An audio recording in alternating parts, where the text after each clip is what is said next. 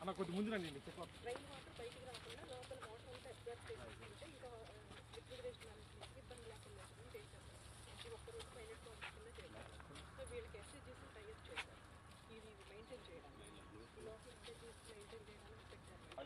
మేము అమ్మంగా చూడలేదు, కొనగా కూడా ఎవరు కొనలేదు కూడా. రోడ్ అంతా కూడా క్లోజ్ అయిపోయింది స్కూల్ అండి. చాలా ఆందోళన ఉంటేనే బాగుంటుందండి. పిల్లల స్కూల్ పక్కన పెట్టేది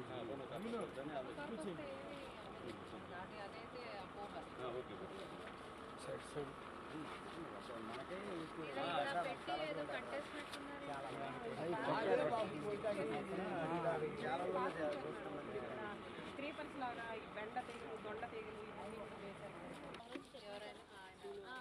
అని చెప్పేసి అని చెప్తున్నారండి. అసలు ఎవరు వచ్చినా సరే వాళ్ళు అసలు అమ్మాయి లెక్క చేయట్లేదు. ముందు సమాధానం చెప్పాను ఇప్పుడు మీరు వచ్చింది కూడా ఫోటో ఇచ్చినా ఉంటుంది. ఎవరో అమ్మాయి అంటే ఆయన కొంతమంది పెట్టుకున్నాడు. దానివల్ల ఇంకా ఇబ్బంది ఎక్కువగా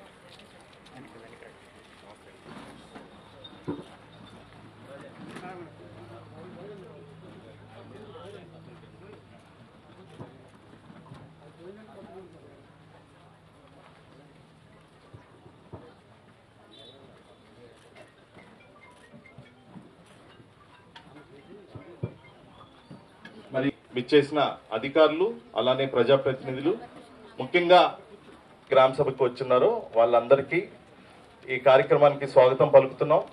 4 గోడల మధ్య జరిగే గ్రామ సభ నుంచి విముక్తి చెందాసం అలానే మనకి ఇది ఇచ్చిన మన చేతిరాజు శాఖ మంత్రులు శ్రీ పవన్ కన్వీన్ చేసేసి తూతు మంత్రంగా చేసేవాళ్ళు.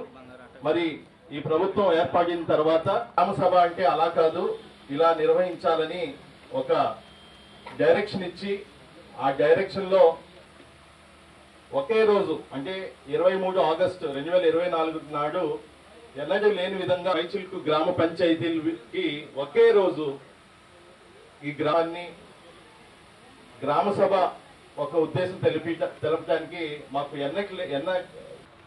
ఎన్నింటికి టెలికాన్ఫరెన్స్ తీసుకుంటూ దీని యొక్క ప్రత్యేకత గురించి, దీన్ని ఎలా నిర్వహించాలి, దీని యొక్క ఎటువంటి జాగ్రత్తలు తీసుకోవాలి, బేసిక్ థింగ్స్ అబౌట్ గ్రామ సభ గారిని వివరించాల్సిందిగా కోరుతున్నాను. సుజనా మేడం గారికి, అలాగే ఇక్కడ విచ్చేసిన సర్పంచ్ గారికి, ఎంపీపీ గారికి, గౌరవ డిపిఓ గారికి. ఈరోజు దార్శనికులు, పెద్దలు, అభివృద్ధి లక్ష్యంగా ముందుకు సాగే చంద్రబాబు నాయుడు గారి నాయకత్వంలో, పవన్ కళ్యాణ్ గారి సారథ్యంలో రాష్ట్రంలో ఉన్నటువంటి అన్ని పంచాయతీల్లో గ్రామ సభలు నిర్వహించి ఆ గ్రామానికి కావలసిన అభివృద్ధిలో రాబోయే రోజుల్లో చేయాల్సిన కార్యక్రమాలన్నింటినీ గుర్తించి ఒక్కొక్క అడుగు ముందుకేస్తా డ్రైన్లు కావచ్చు, సీసీ రోడ్లు కావచ్చు నిర్మాణాలు పూర్తి చేపించడం లక్ష్యంగా, అలాగే గ్రామానికి సంబంధించిన వివిధ సమస్యలు చర్చించి పరిష్కరించి ముందుకు సాగే క్రమంలో నేను గడిచిన 5 సంవత్సరాల కాలంలో శాసనసభ్యుడిగా ఉన్నప్పటికీ గత ప్రభుత్వ హయాంలో నిర్దిష్టంగా గ్రామ సభలు నిర్వహించి ముందుకు వెళ్ళవలసిన పరిస్థితి కంటే ఏదో మొక్కుబడిగా కార్యక్రమాలు నిర్వహించడమే తప్పితే ప్రజలను భాగస్వాములుగా చేసుకొని కార్యక్రమాలు చేసింది లేదు. సరే, ఈ ప్రభుత్వం అధికారంలోకి అడుగుపెట్టింది మొదలు మన నియోజకవర్గానికి 22.5 కోట్ల రూపాయలు నిధులు కేటాయించడం, దాంట్లో 4 పెద్ద మండలాలు ఉన్నాయి కాబట్టి 4 మండలాలకి 5 కోట్లు, విజయవాడ రూరల్ మండలం మనకి గన్నవరం 2 నియోజకవర్గాలకు సంబంధించింది కాబట్టి ఆ మండలానికి 2.5 కోట్లు నిధులు అందుబాటులోకి తీసుకొచ్చారు. దాంట్లో భాగంగా మన గ్రామానికి ఏవేవి సిమెంట్ రోడ్లు, డ్రైన్లు ఇంకా నిర్మాణం చేయవలసి ఉంది అంటే దాదాపుగా 2.5 కోట్ల రూపాయల నిధులైతే గ్రామంలో మిగిలిపోయి ఉన్న సిమెంట్ రోడ్లు, డ్రైన్లు నిర్మాణాలు పూర్తి చేయడం జరుగుతుంది. దానికి ఈ విడత రాబోయే 5 సంవత్సరాల కాలంలో ఈ సంవత్సరానికి 55 లక్షల రూపాయలు తొలి విడతగా నిధులు కేటాయించడం జరిగింది. దానితో దాదాపుగా 500 మీటర్లు సిమెంట్ రోడ్లు, అలాగే కొద్ది దూరం డ్రైన్లు ప్రతిపాదించారు మన నాయకులు. ఆ మేరకు ఈ సంవత్సరం పూర్తి చేస్తాం. సంతోషించవలసిన విషయం ఏంటంటే మేడం గారు నేను కూర్చొని ఇప్పుడు మాట్లాడిన దాంట్లో ఇట్లా గ్రామాల్లో ఇంకా పనులు పెండింగ్ ఉన్నాయి కాబట్టి ఏదో రకంగా నిధులు నేను రాష్ట్ర ప్రభుత్వానికి నివేదించి ఎక్కువ నిధులు తీసుకొస్తాను ఎమ్మెల్యే గారు, మీ దగ్గర మరిన్ని నిధులు మీకు అందుబాటులోకి తీసుకొస్తామని చెప్పి చెప్పడం సంతోషించదగ్గ విషయం. తప్పకుండా రాబోయే రోజుల్లో మరిన్ని నిధులు తీసుకొచ్చి త్వరితగతిన గ్రామాల్లో ఏవైతే అభివృద్ధి కార్యక్రమాలు ఆగిపోయినాయో వాటి త్వరగా పూర్తి చేపించే దానికోసం ప్రయత్నం చేస్తామని తెలియజేస్తూ, అభివృద్ధి అనేది ఒక నిరంతర ప్రక్రియ. ఒక రోజుతో మొదలై ఒక రోజుతో అది పూర్తి కాదు. ఒకనాడు మట్టి రోడ్లో తిరిగిన మనం ఈ రోజు ఈ గ్రామంలో 75% సిమెంట్ రోడ్లు అయినాయి. అలాగే డ్రైన్ల విషయంలో ఒక 20% పూర్తయినాయి, 30% పూర్తయినాయి. మిగతావన్నీ కూడా దశల వారీగా ఈ 2024-29 మధ్య కాలంలో పూర్తి చేయడానికి ప్రయత్నిస్తాం. అట్లాగే రోజువారీ డ్రైన్లు పూడికతీతలు కావచ్చు, ఇతరత్ర వ్యవహారం గ్రామ పంచాయతీ నిరంతరం చురుగ్గా ఉండి ముందుకు నడిపించాలి. కానీ గడిచిన 5 సంవత్సరాల కాలంలో కేంద్ర రాష్ట్ర ప్రభుత్వాలు ఇవ్వవలసిన 13,000 కోట్ల రూపాయలు పంచాయతీలకి రావాల్సిన నిధులు వేరే పథకాలకి మరలించి గత ప్రభుత్వం గ్రామ పంచాయతీలు సర్పంచులు కనీసం బ్లీచింగ్ పౌడర్ కానీ మురుగు కాలువలు కానీ మెయింటెనెన్స్ కూడా చేయలేని పరిస్థితికి గత 5 సంవత్సరాలు తీసుకొస్తే చంద్రబాబు నాయుడు గారు పవన్ కళ్యాణ్ గారి నాయకత్వంలో 15వ కేంద్ర ఆర్థిక సంఘం నిధులు 950 కోట్ల రూపాయలు మొన్నే విడుదల చేశారు. అన్ని పంచాయతీలకి ఇప్పుడే తొలిసారిగా 3 సంవత్సరాల తర్వాత తొలిగా మళ్ళీ నిధులు రాబోతా ఉన్నాయి. ఆ నిధులు చేతిలో లేనందువల్ల గ్రామ పంచాయతీలు నిర్వీర్యమయ్యి గ్రామంలో ఇప్పుడు గడిచిన 3 సంవత్సరాల కాలంలో చేసిన పనులు వేటికి కూడా నిధులు సక్రమంగా విడుదల కానందువల్ల పంచాయతీ సర్పంచులు కావచ్చు, గ్రామ కార్యదర్శులు కావచ్చు అప్పులు సప్పులు చేసి పనులు చేయించారు తప్పితే ప్రభుత్వం నుంచి వచ్చిన నిధులు లేనందువల్ల చాలా అవస్థపడతా ఉన్నారు. కాబట్టి ఇప్పుడు గ్రామాలకు రావాల్సినటువంటి నిధులు నేరుగా విడుదల చేయడం జరిగింది. తప్పకుండా గ్రామాల్లో పారిశుధ్య కార్యక్రమాలు ఇతరత్ర మొదలవుతాయని తెలియజేస్తూ, అట్లాగే గ్రామ సర్పంచ్ గారికి, పంచాయతీ కార్యదర్శి గారికి, ఎండిఓ గారికి నేను చెప్పేది ఏంటంటే చాలా గ్రామాలకి ₹1 కూడా ఆదాయ వనరులు లేవు. కానీ ఈ గ్రామ పరిధిలో మనకి పెద్ద పెద్ద కాలేజీలు ఇన్స్టిట్యూషన్స్ ఉన్నాయి కాబట్టి మీ గ్రామానికి రావాల్సినటువంటి పన్ను వసూళ్లు పెండింగ్ ఉంటే కనుక వెంటనే తక్షణం సక్రమంగా వసూళ్లు చేయించి ఆ నిధులతో కూడా గ్రామాభివృద్ధికి వినియోగించాల్సిందిగా సూచిస్తూ, ఎరియర్స్ ఏమీ లేకుండా ఆ యాజమాన్యాల మీద ఒత్తిడి తీసుకొచ్చి పూర్తి చేయించాలని కోరుకుంటూ, అలాగే మేడం మీ దృష్టికి కూడా ఒక విషయం తీసుకొస్తా ఉన్నానండి.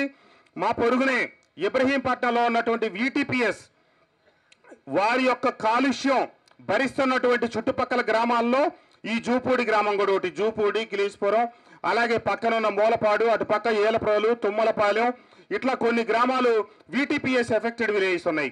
వాళ్ళతో ఆ ఫ్యాక్టరీ ఏర్పాటు చేసి కొద్ది సంవత్సరాల క్రితం ఏర్పాటు చేసుకున్న మార్గదర్శకాల ప్రకారం ఈ గ్రామాలకి అభివృద్ధికి వాళ్ళు నిధులు విడుదల చేయాలి. గ్రామ CSR నిధులు ప్రతి సంవత్సరం 3 కోట్ల రూపాయలు పైగా విడుదల చేయాల్సి ఉన్నారు. కానీ గడిచిన 5 సంవత్సరాల కాలంలో VTPS MDని అలాగే వాళ్ళ సంబంధిత అధికారులు పిలిపించి అప్పటి విద్యుత్ శాఖ మంత్రి గారి దగ్గర 2 పర్యాయాలని మీటింగ్ పెట్టించి ఆ నిధులు విడుదల చేయమని అడిగితే 5 సంవత్సరాల్లో ₹1 కూడా విడుదల చేయలేదు. అదేమంటే మా జీతాలకు డబ్బులు లేవు, బొగ్గు కొనడానికి డబ్బులు లేదు, అసలు ఏమీ చేయలేకపోతున్నాం అని చెప్పి కుంటు సాకులు చెప్పి తప్పించుకుంటా వచ్చారు. ఆ రూపేణ వాళ్ళు దాదాపుగా మైలవరం నియోజకవర్గానికి 20 కోట్ల రూపాయలు పైగా బకాయి పడి ఉన్నారు. దయచేసి అంటే విద్యుత్ సంస్థలు కూడా గత ప్రభుత్వ హయాంలో నిర్వీర్యం కావటం జరిగింది. అది కూడా ఒక కారణమే. వాళ్ళు చెప్పిన దాంట్లో మనం తప్పు పట్టలేం. ఇప్పుడు ముఖ్యమంత్రి గారు విద్యుత్ రంగాన్ని కూడా ఘాటన పెడతా ఉన్నారు కాబట్టి మీరు ఒకసారి VTPS MD గారితో కూడా మాట్లాడి, CEలతో మాట్లాడి ఆ నిధులు కూడా కనుక తీసుకొస్తే మా మైలవరం నియోజకవర్గాన్ని దశల వారీగా మేము అభివృద్ధి చేసుకోవడానికి అవకాశం ఉంటుందని చెప్పి తెలియజేస్తూ, ఏమైనా మనం కొంతమంది ఇద్దాకెవరో ఒక అతను వచ్చి మా దగ్గర డ్రైన్ లేదని చెప్పి ఎగురుతా ఉన్నాడు, ఇంకొక పెద్ద ఆయన ఏదో చెప్తా ఉన్నాడు. ఇవన్నీ రాష్ట్ర ప్రభుత్వం నిధులు ఇస్తే దశల వారీగా చేస్తాం కానీ ఒక సర్పంచ్దో లేదా ఒక కలెక్టర్ గారిదో లేదా ఒక ఎమ్మెల్యేదో కేవలం ఇక్కడ భాగస్వామ్యం ఉండదు. డబ్బుల నుంచి వేరే గ్రామాలకు విడుదల చేయటం ఏం జరగలేదు. అన్ని మండలాల కంటే అత్యధిక నిధులు, ఎందుకంటే ఇబ్రహీంపట్నం, కొండపల్లి మున్సిపాలిటీని మినహాయించి మిగిలిన గ్రామాలకే 5 కోట్ల రూపాయలు ఇచ్చినందువల్ల వేరే గ్రామాల్లో 20 లక్షల రూపాయలు లోపడి డబ్బులు విడుదలైతే, ఎందుకంటే ఎక్కువ గ్రామాలు ఉన్న మండలాలు కాబట్టి అయ్యి ఈ ఇబ్రహీంపట్నం మండలంలో ఈ సైజు గ్రామానికి దాదాపుగా మిగతా గ్రామాలతో పోలిస్తే డబ్బులు వచ్చినాయి, ఎక్కువ డబ్బులు వచ్చినాయి, 55 లక్షలు. కాకుండా త్వరలో డిఎంఎఫ్ నుంచి కూడా కొన్ని నిధులు రాబోతా ఉన్నాయి. వాటిని కూడా కలెక్టర్ మేడం గారితో సమన్వయపరుచుకొని ఈ 55 లక్షల రూపాయల పనులు మొదలెట్టి పూర్తయ్యే లోపుగానే తప్పకుండా మన గ్రామానికి మళ్ళీ అన్ని నిధులు తీసుకొచ్చి అభివృద్ధిని పరుగులు పెట్టిస్తామని చెప్పి ఈ సందర్భంగా తెలియజేస్తూ, మన గడిచిన 5 సంవత్సరాల కాలంలో పనిచేసినటువంటి 3-4 కలెక్టర్లతో నేను సమన్వయపరుచుకొని వీలున్నంత మటుకు అభివృద్ధికి చుట్టుపక్కల గ్రామీణ ఎన్టీఆర్ జిల్లాలో ఉన్నటువంటి నియోజకవర్గాలతో పోలిస్తే అన్ని విభాగాల్లో మైలవరం నియోజకవర్గం మొదటి స్థానంలో ఉంది. రోడ్ల విషయం కావచ్చు, డ్రైన్ల విషయంలో కావచ్చు, సచివాలయాలు కావచ్చు, హౌసింగ్ కావచ్చు, ఇతరత్ర అన్ని విభాగాల్లో. కానీ చివరకు వచ్చేటప్పటికి రాష్ట్ర ప్రభుత్వం నుంచి నిధులు విడుదల కానందువల్ల మనం పరుగు వేగం తగ్గించుకోవాల్సి వచ్చింది. మళ్ళీ యువ నాయకత్వంలో దార్శనికులు చంద్రబాబు నాయుడు గారు, పవన్ కళ్యాణ్ గారి నాయకత్వంలో ఈ రాష్ట్ర అభివృద్ధి పరుగెత్తుకుంటుందని, అలాగే పక్కనే మన పొరుగున రాజధాని నిర్మాణం జరుగుతుంది, మొదలైంది. కాబట్టి తప్పకుండా మన ప్రాంతంలో భూములకు విలువ వచ్చి నిరుద్యోగ యువతకి రాజధానిలో కూడా ఉపాధి ఉద్యోగ అవకాశాలు త్వరలో లభిస్తాయని, మన గొల్లపూడి దగ్గర నుంచి రాజధానికి వెళ్ళే ఫ్లైఓవర్ కూడా 3 మాసాల్లో ప్రారంభోత్సవం కాబోతా ఉంది. కాబట్టి మనకు రాజధాని పొరుగునే ఉన్న రాజధాని కూడా మనకు అందుబాటులోకి వస్తూ ఉంది. తప్పకుండా అభివృద్ధిని సమ్మిళితం చేసి ముందుకు సాగుతామని ఈ సందర్భంగా తెలియజేస్తూ, ఈ కార్యక్రమానికి ఈరోజు జగ్గయ్యపేట, నందిగామ నియోజకవర్గాలు పెడితే పిలవగానే అడగగానే మన గ్రామానికి కూడా రావడానికి ఒప్పుకొని వారు మన గ్రామానికి వచ్చిన కలెక్టర్ గారికి కూడా మీ తరపున, నా తరపున హృదయపూర్వక ధన్యవాదాలు, నమస్కారాలు తెలియజేస్తూ సెలవు తీసుకుంటా ఉన్నాను. జై హింద్. వాళ్ళే మన దేశానికి పట్టుకొమ్మలు అన్న మహాత్మా గాంధీ గారి ఆశయానికి అనుగుణంగా ఈరోజు ఒకే రోజు రాష్ట్ర వ్యాప్తంగా 13,000 పైచులుకు గ్రామ పంచాయతీల్లో గ్రామసభ ఈరోజు జరుగుతున్నది. దీని ముఖ్య ఉద్దేశం ఇందాక చెప్పినట్టు 4 గోడల మధ్యలో కాకుండా ప్రజలందరి మధ్యలో ఇప్పటివరకు ఏం ఉన్నాయి, మన భవిష్యత్తు కోసం, అవసరాల కోసం ఏం కావాలి అని తెలుసుకోవటం కోసమే ఈ గ్రామసభ 10 మందిలో పెట్టడం జరిగింది. అన్నీ ఉన్నాయని కాదు, ఏమి చేసుకోవాలని, ఏం చేసుకోవాలి, 4-5 సంవత్సరాల్లో వచ్చే నిధుల్ని ఏది ముందు చేసుకోవాలి, ఏది తర్వాత చేసుకోవాలి అనేది ప్రజలందరి భాగస్వామ్యంతో చేసుకోవాలనేదే ముఖ్య ఉద్దేశంగా గ్రామసభ పెద్ద ఎత్తున రాష్ట్ర వ్యాప్తంగా ఈరోజు పెట్టడం జరిగింది. మీకు మ్యాప్ కూడా చూపించాం. ఈ గ్రామంలో పూర్తి స్థాయి మౌలిక సదుపాయాలు ఉన్నాయని మనం ఎక్కడా చెప్పలేదు. కానీ ఏవేవి కావాలి, ఎన్ని రోడ్లు ఉన్నాయి, ఉదాహరణకు రోడ్లు అయితే ఏ రోడ్లు ఉన్నాయి, ఏ రోడ్లు లేవు, ఇంకా ఇందులో మిస్ అయిపోయినవి ఏమన్నా ఉన్నాయా, వీటిని మళ్ళీ ఎప్పటికి వేసుకోవాలి, వచ్చే 2-3 సంవత్సరాల్లో ఎప్పటికి వేసుకోవాలి అనే ప్రణాళిక ప్రజలందరికీ తెలిసే విధంగా నిర్ణయాలు జరగాలి. ఏది ముందు వేస్తున్నాము, ఏది తర్వాత వేస్తున్నాము, అసలు ఏది ఉంది లేదు అనే దగ్గర ఆలోచన మొదలు పెడితే తర్వాత వేసుకోవటం అనేది వేసుకోవాలనే అంచనా మనకి వస్తుంది. దాని ఇందాక మీరు ఎంతమంది విన్నారో కానీ ఆ ప్రమాణ పత్రాల్లో ముందుగా ఏ రకాల హక్కులు, ఏ రకాల సదుపాయాలు మనకు కనిపించాలి అనేది చాలా స్పష్టంగా రాసింది. ఒక వ్యక్తిగతమైన మేలు ఏం జరుగుతుంది, మేలు ఏం జరగాలి ఈ కార్యక్రమం ద్వారా అంటే మన ప్రతి ఇంటికి కుళాయి ఉండటం కావచ్చు, ప్రతి ఇంటికి ఎల్పిజి కనెక్షన్ ఉండడం కావచ్చు, అంటే వ్యక్తిగతంగా ఒక కుటుంబానికి జరిగే లాభం, తర్వాత గ్రామానికి మొత్తం జరిగే ఉమ్మడి లాభం ఏమిటి అంటే ఉండే ఇంటర్నల్ రోడ్స్ అన్ని, సీసీ రోడ్లు కావచ్చు, సీసీ డ్రైన్లు కావచ్చు, స్ట్రీట్ లైట్లు కావచ్చు, ఈ ఘన వ్యర్థాలని నిర్వహించుకోవటం కావచ్చు, ఎక్కడైనా నీటి కుంటలు ఏర్పాటు చేసుకోవటం కావచ్చు, అంటే గ్రామానికి మొత్తం ఉమ్మడిగా జరగవలసిన ఉపయోగం ఏమిటి, ఒక కుటుంబానికి వ్యక్తిగతంగా జరగాల్సిన ఉపయోగం ఏమిటి అనేది ఒక ప్రణాళికాబద్ధంగా, ఒక డిసిప్లిన్తో, క్రమశిక్షణతో వచ్చే నిధులని మనం ఏ విధంగా మన గ్రామాని కోసం ఉపయోగించుకోవాలి అనేది ముఖ్య ఉద్దేశంగా మొదటిసారిగా, బహుశా దేశంలోనే మొదటిసారిగా ఇటువంటి బృహత్తరమైన కార్యక్రమం చేసుకోవడం జరుగుతుంది. పబ్లిక్లీ జరుగుతోందండి. ఎప్పుడు 4 గోడల మధ్యలో తూతూ మంత్రాలు జరిపించట్లేదు. ఎవరికి అభ్యంతరం ఉన్నా, ఎవరికి ఉపయోగం జరిగినా కానీ స్వేచ్ఛగా ఎక్స్ప్రెస్ చేసే విధంగా, ఇందాక పెద్దవారు చెప్పినట్టు వారు చెప్పగలిగే స్వేచ్ఛ ఈరోజు వచ్చిందనే అనుకోవాలి కదా. వారి అభ్యంతరాలు ఏమిటో తెలుసుకుంటాం, వాళ్ళ అవసరాలు ఏమిటో తెలుసుకుంటాం, తదనుగుణంగా కార్యాచరణ చేయడానికి మాకు కూడా అవకాశం ఉంటుంది. ఊరందరి మధ్యలో తీసుకునే నిర్ణయాలు కాబట్టి వాటన్నిటిని ఉమ్మడిగా మనం గౌరవించుకునే అవకాశం కూడా ఉంటుందనేదే ప్రధాన ఉద్దేశంగా ఈ గ్రామ సభ మనం నిర్వహించుకోవడం జరుగుతుంది. అజెండాలు చదువుతున్నాం, ఎటువంటి మౌలిక సదుపాయాల కల్పన, ఎటువంటి కార్యాచరణ మనం చేసుకోబోతున్నామో అందరి ముందు చదివి అందరి ఆమోదంతోనే ఈ కార్యక్రమాన్ని మనం ముందుకు తీసుకొని వెళ్తాం. దీన్ని ఫలప్రదంగా విజయవంతంగా మనకందరికీ ఉపయోగపడే విధంగా వాడుకోవాలి, అందరం ఉపయోగించుకోవాలి. ఏమేమి అవసరాలు ఉన్నాయో చెప్పగలగాలి. మనందరి మధ్యలో ఉండే సమస్యల్ని బయట పెట్టుకోవడం కంటే మనందరి మధ్యలో ఉండే అవసరాలను ఏమిటో బయట పెట్టుకొని దాన్ని తీర్చుకునే విధంగా ఫలప్రదంగా జరగాలి, పాజిటివ్గా జరగాలి. చాలా పాజిటివ్గా జరుగుతోంది ఇప్పటి వరకు. ఇదే స్ఫూర్తితో అందరం ఉంటాము అని ఈ రోజంతా కూడా ప్రతి ఊర్లో ఇదే కార్యక్రమం జరుగుతుంది. కాబట్టి అందరూ మన గ్రామ అభివృద్ధి కోసం ఎటువంటి కార్యక్రమాలు చేసుకోవాలని మనం అనుకుంటున్నామో ఉండే వనరులను బట్టి అన్నీ ఒకే సంవత్సరం మనం తీర్చుకోలేకపోవచ్చు, కానీ ఖచ్చితంగా వచ్చే 5 సంవత్సరాలు గౌరవ ముఖ్యమంత్రి గారి ఆదేశాల ప్రకారం వనరులు ఖచ్చితంగా సమకూరుతాయనే నమ్మకం ఉంది.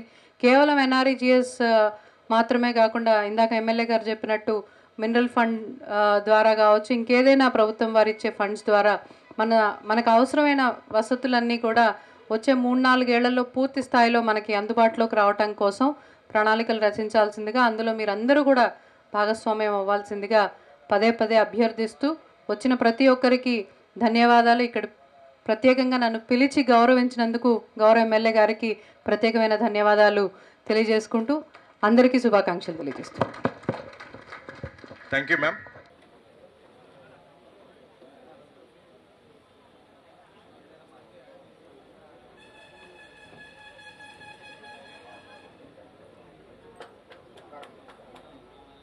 రాష్ట్ర వ్యాప్తంగా కూడా చాలా ప్రతిష్టాత్మకంగా జరుగుతున్న గ్రామ సభలు మీ అందరికీ తెలిసిన విషయమే.